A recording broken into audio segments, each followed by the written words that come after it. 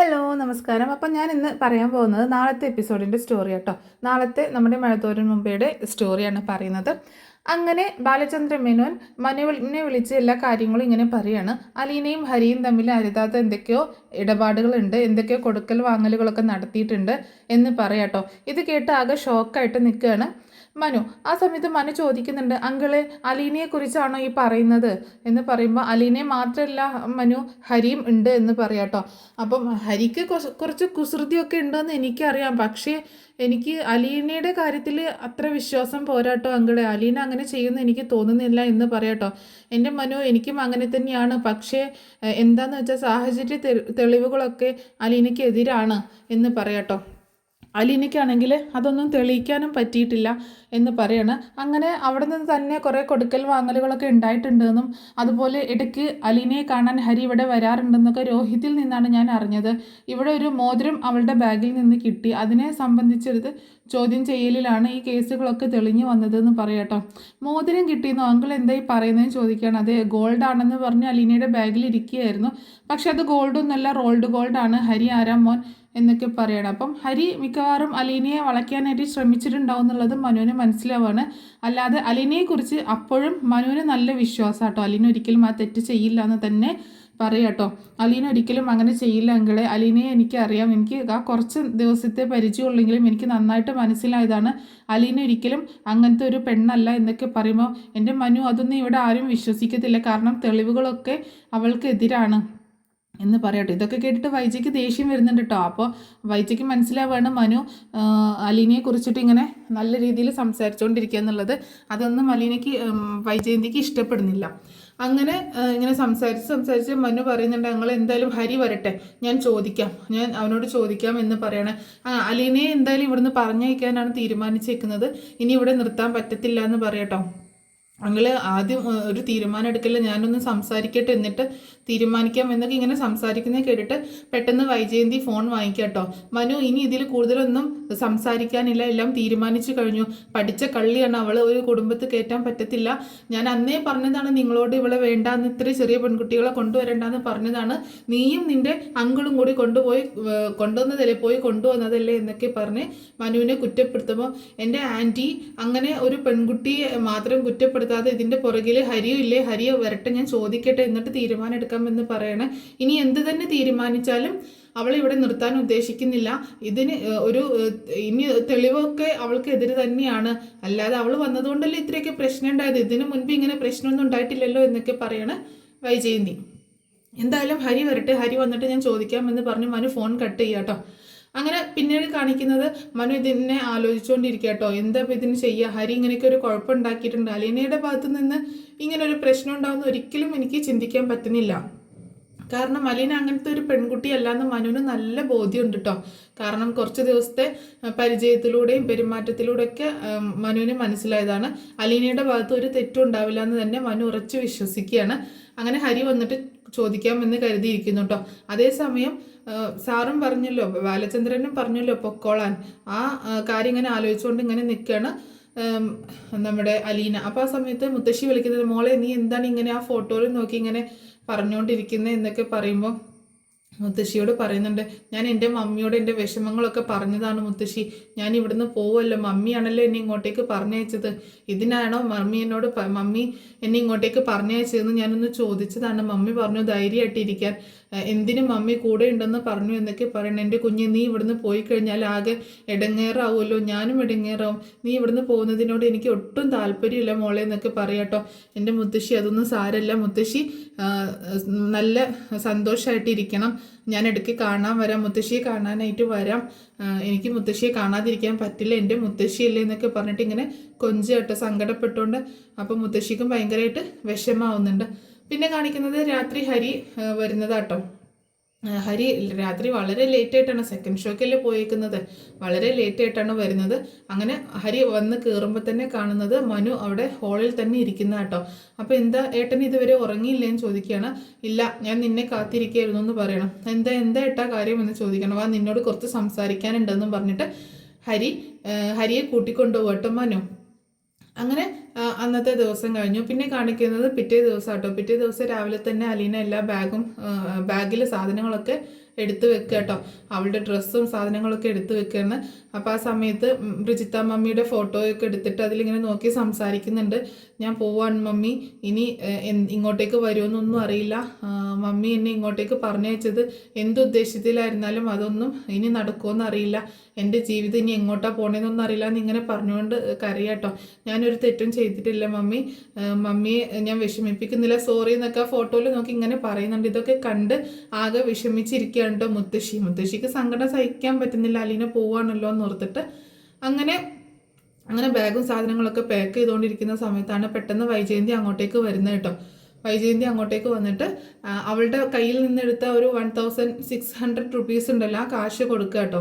ആ കാശ് ഇത് നിന്റെ കാശാണെന്നല്ലേ നീ പറഞ്ഞത്, നീ തന്നെ വെച്ചോ എന്ന് പറഞ്ഞിട്ട് അലീനയുടെ കയ്യിലേക്ക് കണ്ട് വെച്ചു കൊടുക്കണം. അലീന പറയുന്നുണ്ട് ഇത് എനിക്ക് വേണ്ടാന്ന് പറയട്ടോ. അതെന്താ വേണ്ടാത്തത്, നിന്റെ കാശല്ലേ, നീ തന്നെ വെച്ചോ എന്ന് പറഞ്ഞിട്ട് കൊടുക്കുകയാണ്.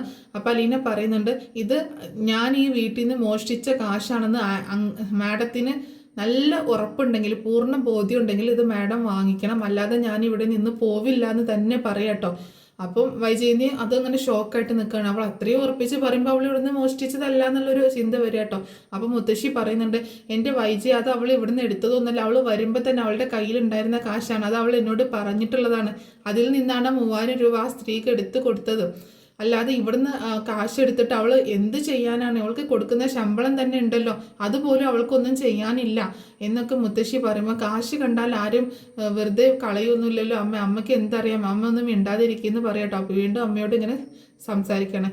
ഇനിയിപ്പോൾ കാശിൻ്റെ കാര്യം പോട്ടെ, ഇവളുടെ സ്വഭാവം നല്ലതാണോ, വീട്ടിൽ ആൺപിള്ളേരുള്ള വീട്ടിൽ നിർത്താൻ പറ്റുന്ന സ്വഭാവമാണ് ഇവൾക്കുള്ളത്, ഇവൾ ചെയ്ത പ്രവൃത്തി എന്താണെന്നുള്ളത് അമ്മയ്ക്ക് അറിയില്ല എന്നൊക്കെ പറയുമ്പോൾ അതൊന്നും ഇവള് ചെയ്തതല്ല, ഹരിയാണ് എല്ലാത്തിനും കുഴപ്പക്കാരൻ, ഹരിയുടെ സ്വഭാവം വളരെ മോശമാണ്, അവിടെ നിന്ന് തന്നെ ഇവളോട് മോശമായിട്ട് സംസാരിച്ചിട്ടുണ്ട്, ആരെയും അവൻ വെറുതെ വിടില്ല എന്നൊക്കെ പറയുമ്പോൾ ഇനി വെറുതെ ഹരിയുടെ പുറത്തോട്ട് കയറണ്ട, ആൺപിള്ളേരാകുമ്പോൾ കുറച്ച് കുസൃതിയും കുറുമ്പൊക്കെ കാണിക്കും, അതൊക്കെ നോക്കിയും കണ്ടു നിന്നിട്ട് അവിടെ നിൽക്കുന്ന പെൺപിള്ളേരല്ലേ, അതൊക്കെ നോക്കിയും കണ്ടു നിന്നിട്ട് അതിലേക്കൊന്നും പോവാതെ വീഴാതെ ശ്രദ്ധിക്കേണ്ടത് ആൺപിള്ളേർ കാണിക്കുന്ന കുസൃതികൾക്ക് നിന്നു കൊടുക്കുകയാണോ വേണ്ടത് എന്ന് പറഞ്ഞിട്ട് അപ്പോഴും അലീനയെ കുറ്റപ്പെടുത്തുകയാണ്. ഇവളുടെ തള്ള അതേമാതിരി പഴച്ചെൻ്റെ ഇവളെ പെറ്റത്, അതുപോലെ തന്നെയാണ് ഇവളുടെ സ്വഭാവം എന്ന് പറയുമ്പം അലീനയ്ക്ക് ഭയങ്കര ദേഷ്യം വരും കേട്ടോ. എൻ്റെ അമ്മയെ എന്ത് വേണമെങ്കിലും പറഞ്ഞോ, പക്ഷേ ആ സ്വഭാവമാണ് എനിക്കെന്ന് പറയരുത്.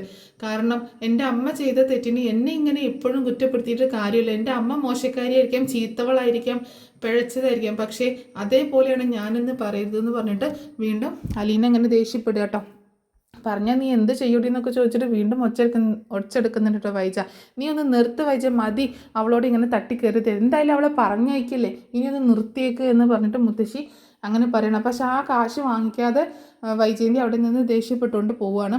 അങ്ങനെ അലീന വീണ്ടും മുത്തശ്ശിയോട് ഇങ്ങനെ സംസാരിച്ച് സങ്കടപ്പെട്ടുകൊണ്ട് അവിടെ ഇങ്ങനെ നിൽക്കട്ടോ. അപ്പോൾ എന്താണെങ്കിലും പോവാനായിട്ട് തന്നെ തീരുമാനം എടുത്തിട്ടുണ്ടല്ലോ, പോവുകയാണ്, പറഞ്ഞയക്കാൻ തീരുമാനം എടുത്തിട്ടുണ്ട്. മുത്തശ്ശി ഞാൻ പോവുകയാണ്, ഇനി മുത്തശ്ശിയെ കാണാൻ ഞാൻ വരുമെന്നൊന്നും എനിക്കറിയില്ല, എന്തായാലും എനിക്ക് കാണണമെന്നുണ്ട്, മിക്കവാറും ഞാൻ വരാം എന്നൊക്കെ പറഞ്ഞിട്ട് മുത്തശ്ശിയെ കെട്ടിപ്പിടിച്ച് യാത്രയൊക്കെ പറഞ്ഞിട്ട് അലീന റൂമിൽ നിന്ന് ഇറങ്ങുക കേട്ടോ. അങ്ങനെ പുറത്തേക്ക് വരുന്ന സമയത്ത് എല്ലാവരും ആ ഹാളിലുണ്ട് കേട്ടോ. വൈജയന്തി ഉണ്ട്, ബാങ്കിലേക്ക് പോകാൻ റെഡിയായിട്ട് നിൽക്കുന്ന ബാലചന്ദ്രനും അവിടെ ഉണ്ട്, രോഹിത് ആണെങ്കിൽ കോളേജിലേക്ക് പോകാനൊക്കെ ആയിട്ട് റെഡിയായിട്ട് വരുന്നുണ്ട്, ബബിതയും കൃഷ്ണയും ഒക്കെ അവിടെ ഉണ്ട്. ആ സമയത്ത് അലീന നേരെ ചെന്നിട്ട് ബാലചന്ദ്രമേനോന് ആ കാശ് കൊടുക്കുകയാണ്. എന്നിട്ട് പറയുന്നുണ്ട് ഈ കാശ് എനിക്ക് വേണ്ട എന്ന് പറയാട്ടോ. അപ്പോൾ അതെന്താ വേണ്ടാത്തതെന്ന് ചോദിക്കുമ്പോൾ ഇത് ഞാൻ ഇവിടെ നിന്ന് മോഷ്ടിച്ചു എന്ന് പറയുന്ന കാശല്ലേ, അതുകൊണ്ട് ഇതെനിക്ക് വേണ്ട, ഞാൻ ഇവിടുന്ന് മോഷ്ടിച്ചു എന്ന് നിങ്ങൾക്ക് പൂർണ്ണ ഉറപ്പുണ്ടെങ്കിൽ ഇത് നിങ്ങൾ വാങ്ങിക്കണം, ഇതെൻ്റെ കയ്യിലിരിക്കാൻ പറ്റില്ല, അതല്ല ഇത് ഞാൻ മോഷ്ടിച്ചതല്ല എന്ന് പറയുകയാണെങ്കിൽ മാത്രം ഞാനിത് എടുക്കുള്ളൂ എന്ന് പറയട്ടോ. നീ സത്യം തന്നെ തീരുമാനിച്ച് പറയുന്നതാണോ, നീ ശരിയായ തീരുമാനമാണോ എടുത്തേക്കുന്നതെന്നൊക്കെ ചോദിക്കുമ്പോൾ ഞാൻ ഇതിലൊരു തീരുമാനത്തിൽ തെറ്റൊന്നുമില്ല, പക്ഷേ നിങ്ങളെടുത്ത തീരുമാനമാണ് തെറ്റായി പോയതെന്ന് നിങ്ങൾക്ക് പിന്നീട് മനസ്സിലാകും, അന്ന് നിങ്ങൾ ഖേദിക്കും എന്നൊക്കെ പറയണം. ഒരു തെറ്റും ചെയ്യാതെയാണ് എന്നെ ഇവിടെ നിന്ന് പറഞ്ഞയക്കുന്നത്, അതിൻ്റെ കുറ്റബോധം പിന്നീട് നിങ്ങൾക്ക് ഉണ്ടാകും എന്നൊക്കെ പറയട്ടോ. അങ്ങനെ പിന്നീട് കൃഷ്ണയോട് അതുപോലെ ബബിതയോടൊക്കെ യാത്ര പറയുന്നുണ്ട്. കൃഷ്ണയ്ക്ക് ഭയങ്കര വിഷമമാട്ടോ, ബബിതയ്ക്ക് അങ്ങനെ കൂസലൊന്നുമില്ല.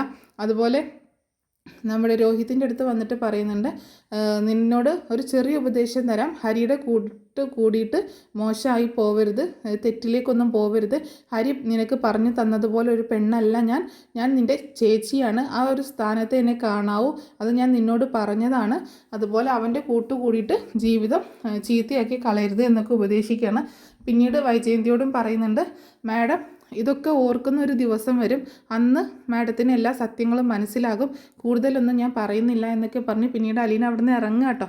അങ്ങനെ അലീന എല്ലാവരോടും യാത്ര പറഞ്ഞു. ബാലചന്ദ്രനോടും അങ്ങനെ യാത്ര പറയുന്നുണ്ട്. പക്ഷേ അയാൾക്കാണെങ്കിൽ ഭയങ്കര വിഷമമാണ് അലീന പോകുന്നതിൽ. അങ്ങനെ യാത്ര പറഞ്ഞ് അലീന വീട്ടിൽ നിന്ന് ഇറങ്ങുകയാണ്. വീട്ടിൽ നിന്ന് ഇറങ്ങി പുറത്തേക്ക് എത്തുന്ന സമയത്താണ് മനു വരുന്നത് കേട്ടോ. മനു കാറിൽ നിന്ന് ഇറങ്ങുന്നത് കണ്ടിട്ട് അലീനയ്ക്ക് ഭയങ്കര സങ്കടമാവുകയാണ്.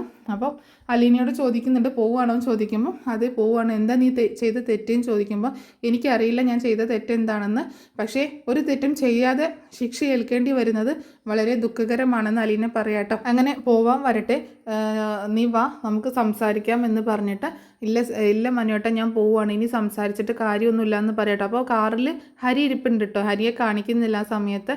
അങ്ങനെ അലീനയും കൂട്ടിയിട്ട് നീ വാന്നും പറഞ്ഞിട്ട് അലീന വരാൻ കൂട്ടാക്കാതെ ആകുമ്പോൾ നീ വാന്നും പറഞ്ഞിട്ട് കൈ പിടിച്ചുകൊണ്ടാണ് അകത്തേക്ക് കൂട്ടിക്കൊണ്ടുപോയി ചെല്ലുന്നത് കേട്ടോ.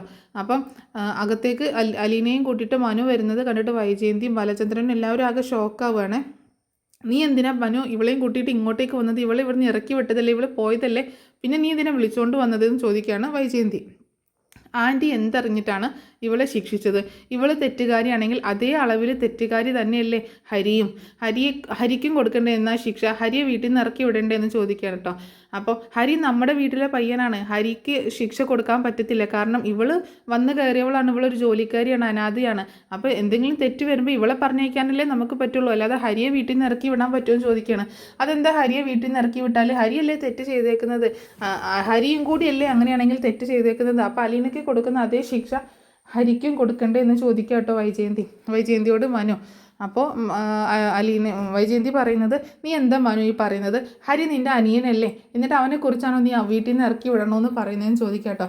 തെറ്റ് ചെയ്തിട്ടുണ്ടെങ്കിൽ ശിക്ഷ എല്ലാവർക്കും ഒരുപോലെ കൊടുക്കണം ആൻറ്റി, അല്ലാതെ ഒരാളെ മാത്രം തെറ്റുകാരിയാക്കിയിട്ട് പറഞ്ഞയക്കല്ലേ വേണ്ടത്. ഇതിൻ്റെ സത്യാവസ്ഥ വല്ലതും ആൻറ്റിക്ക് അറിയുമെന്ന് ചോദിക്കുകയാണ്. ഇനി എന്ത് സത്യാവസ്ഥ അറിയാനാണ്, എല്ലാ സത്യങ്ങളും തെളിഞ്ഞതാണ്, ഇവൾക്കാണെങ്കിൽ അതിനൊന്നും മറുപടിയുമില്ല, അതുകൊണ്ട് ഇനി കൂടുതൽ അതിനെപ്പറ്റി ചർച്ച ചെയ്യേണ്ട ആവശ്യമൊന്നുമില്ല എന്ന് പറയാട്ടോ വൈജയന്തി. അപ്പോൾ ബാലചന്ദ്രനോട് മനു പറയുന്നുണ്ട്, അങ്കിളും ഇതിനെല്ലാം സപ്പോർട്ട് ചെയ്യണം, സത്യം എന്തെന്ന് അറിഞ്ഞിട്ട് വേണ്ടേ ശിക്ഷ കൊടുക്കാൻ എന്ന് പറയുമ്പോൾ അലീനയ്ക്ക് ഒന്നിനും മറുപടിയില്ല, അലീനയ്ക്ക് അത് തെളിയിക്കാനും പറ്റുന്നില്ല, പിന്നെ എനിക്ക് എന്ത് ചെയ്യാൻ പറ്റുമെന്ന് പറയാട്ടോ ബാലചന്ദ്രനും. ആ സമയത്ത് മനു പറയുന്നുണ്ട്, എല്ലാ കുഴപ്പങ്ങൾക്കും കാരണം ദേ ഇവനാണെന്ന് പറഞ്ഞുകൊണ്ട് ഹരിയെ മുന്നിലേക്ക് കൊണ്ടുവരും കേട്ടോ. അപ്പോൾ ഹരിയെ കണ്ടിട്ട് എല്ലാവരും ഇങ്ങനെ ഷോക്കായിട്ട് നിൽക്കുകയാണ്. ഹരി ഇങ്ങനെ തല താഴ്ത്തി നിൽക്കട്ടെ, ആരെയും ഫേസ് ചെയ്യുന്നില്ല.